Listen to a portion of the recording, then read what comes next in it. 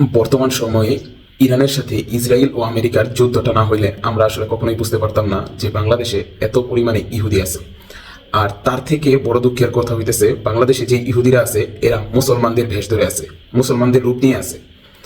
আর তার থেকেও দুঃখের বিষয় হইতেছে, তারা ওই মুসলমানদের রূপ নিয়ে আছে যাদেরকে সাধারণ মুসলমানরা ফলো করে, যেমন বিভিন্ন আলেম ওলামাদের রূপ নিয়ে তারা আছে। তারা আসলে কেউই প্রকৃতপক্ষে মুসলমান নয়, তারা হচ্ছে ইসরায়েলি সংস্থা মোসাদের এজেন্ট, আর নয়তো সৌদি আরবের দালাল। আপনারা যারা আমার ভিডিও নিয়মিত দেখেন তারা জানেন যে আমি নিয়মিত খাবার নিয়ে ভিডিও করি, কিন্তু আমি খাবার খেতে যেমন ভালোবাসি, খাবার নিয়ে ভিডিও করতে যেমন ভালোবাসি, তেমন আমি ইতিহাস নিয়ে ঘাটাঘাটি করতে ভালোবাসি। ইতিহাস নিয়ে ঘাটাঘাটি করার সময় ইতিহাসের পাশাপাশি ধর্ম চলে আসে। ইতিহাসের সঙ্গে ধর্মটা অঙ্গাঙ্গিভাবে জড়িত, ইতিহাসের সঙ্গে ধর্মের খুব ভালো কানেকশন আছে। তাই ইতিহাস নিয়ে ঘাটাঘাটি করার সময় আমি ধর্ম নিয়েও যথেষ্ট জ্ঞান অর্জন করি। তাছাড়াও আমি নিজে একজন কোরআনের হাফেজ। 2005 সাল থেকে 2013 সাল পর্যন্ত 8 বছর আমি কওমি মাদ্রাসায় পড়েছি, যদিও আমি সেখান থেকে একমাত্র কোরআন শরীফ মুখস্থ করা ছাড়া অন্য কিছুই শিখতে পারিনি।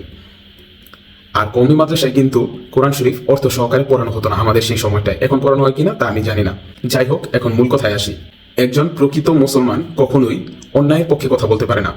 যদি আপনি ইরানের এই যুদ্ধকে ভালোভাবে খেয়াল করেন তাহলে দেখতে পাবেন যে এখানে টোটালি ন্যায় এর সঙ্গে অন্যায়ের একটা যুদ্ধ হচ্ছে। আর আমাদের সেই আলেমরা, যাদেরকে আমরা মুসলমান আলেম হিসেবে চিনি, সেই দালালরা মূলত ইরানের বিপক্ষে দাঁড়িয়েছে, তারা অন্যায়ের পক্ষে দাঁড়িয়েছে।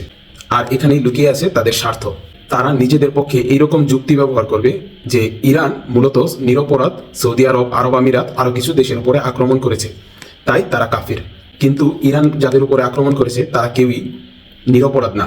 যেমন আমি একটা উদাহরণ দিয়ে আপনাকে বোঝাই। আপনার বাবার আপনি ছাড়াও আরো একজন সন্তান আছে, আপনারা 2 ভাই। এখন আপনার বাবার প্রত্যেক সম্পত্তি থেকে আপনারা 2 ভাই ভাগ পেয়েছেন একই জায়গাতে। তো একই জায়গাতে ভাগ পাওয়ার পরে আপনারা 2 ভাই সেখানে 2টি ঘর করেছেন পাশাপাশি।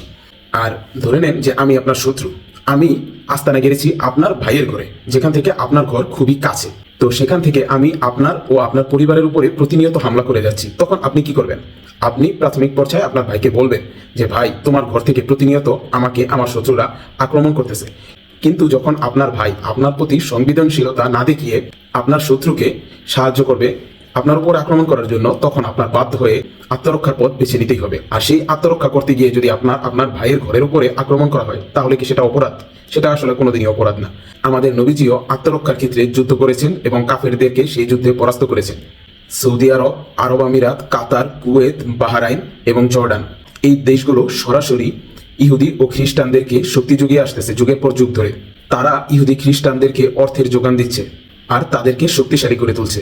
আর নিজেরা ইসলামের পথ থেকে সরে এসে ভোগবিলাসে এতটাই মগ্ন হয়েছে যে এই দেশগুলো ছাড়াও আরো অনেক মুসলমান দেশ আছে, আফ্রিকা মহাদেশের অনেকগুলো দেশ আছে মুসলমান, যারা খুবই খারাপ অবস্থার মধ্যে আছে। তাদের জীবনযাত্রার মান খুবই খারাপ, তারা খেতে পারতেছে না, তাদের বাসস্থানেরও কোনো ব্যবস্থা নেই। অথচ দুনিয়াতে সব থেকে বেশি খাবার অপচয় করে সৌদি আরব আর এই সমস্ত অন্যান্য আরব দেশগুলো। সেই সৌদি আরব নাকি মুসলিম বিশ্বের লিডার। তারা যে পরিমাণ খাবার অপচয় করে কয়েকশো মিলিয়ন টন, তা দিয়ে ওই আফ্রিকান লোকেদের খাবারের চাহিদা পূরণ হয়ে যেত। তারা কিন্তু আসলে দানশীল না, তারা নিজের মুসলমান ভাইদের প্রতি সহানুভূতিশীল না, তারা সহানুভূতিশীল ইহুদি খ্রিস্টানদের উপরে। যেই পবিত্র ভূমিতে আমাদের নবী হযরত মুহাম্মদ সাল্লাল্লাহু আলাইহি ওয়াসাল্লাম শুয়ে আছেন, সেই ভূমির উপরে, পবিত্র ভূমির উপরে সৌদিয়ানরা মদ খেয়ে মাগিবাজি করুক, তাতে কোনো সমস্যা নেই। এক একজন আরবিয়ান শেখদের 5-6টা করে থাকে স্ত্রী, আবার তার উপরে 10-12টা করে তারা অবৈধভাবে দাসী রাখে, যাদেরকে তারা সম্পূর্ণভাবে ভোগবিলাসিতার কাজে ব্যবহার করে। অথচ আমাদের সেই ইহুদি আলেমদের মতে আপনি আরবদের ব্যাপারে কোনো মন্তব্য করতে পারবেন না, সেটা নাকি মহাপাপ, মহাগুনাহ। তাহলে তাদের উদ্দেশ্যে আমি বলতে চাই, আমাদের নবীজির সব থেকে বড় শত্রু মক্কার বাসিন্দা আবু জাহেল, আবু লাহাব এরা ছিল, কিন্তু নবীজি তাদেরকে কাফির ঘোষণা করেছিলেন। মক্কার মানুষ যদি কাফির হতে পারে তাহলে সৌদির মানুষরা কি কাফির হতে পারে না? সৌদির বর্তমান রাজপরিবার উঠে এসেছে রিয়াদ অঞ্চল থেকে, যেটা মক্কা মদিনা থেকে অনেক দূরে অবস্থিত। তারা অরিজিনালি মক্কা মদিনার বাসিন্দাও না, যেখানে মক্কা মদিনার লোককে নবীজি কাফির ঘোষণা করতে পারে, আর সেখানে এরা কারা? আরেকটা কথা বলে রাখি, বর্তমান সৌদিতে যে রাজপরিবার শাসন করতেছে এদের পূর্বপুরুষ মুসাইলিমা কাজ্জাব আমাদের নবীর ইন্তেকালের পর হযরত আবু বকর রাদিয়াল্লাহু তাআলা আনহুর খেলাফতের সময় নিজেকে নবী দাবি করেছিল। এরা হচ্ছে তার বংশধর। এইরকম আরো ইতিহাস বিষয়ক ভিডিও যদি আপনারা আমার কাছ থেকে জানতে চান তাহলে অবশ্যই কমেন্টে আমাকে জানিয়ে দিতে পারেন।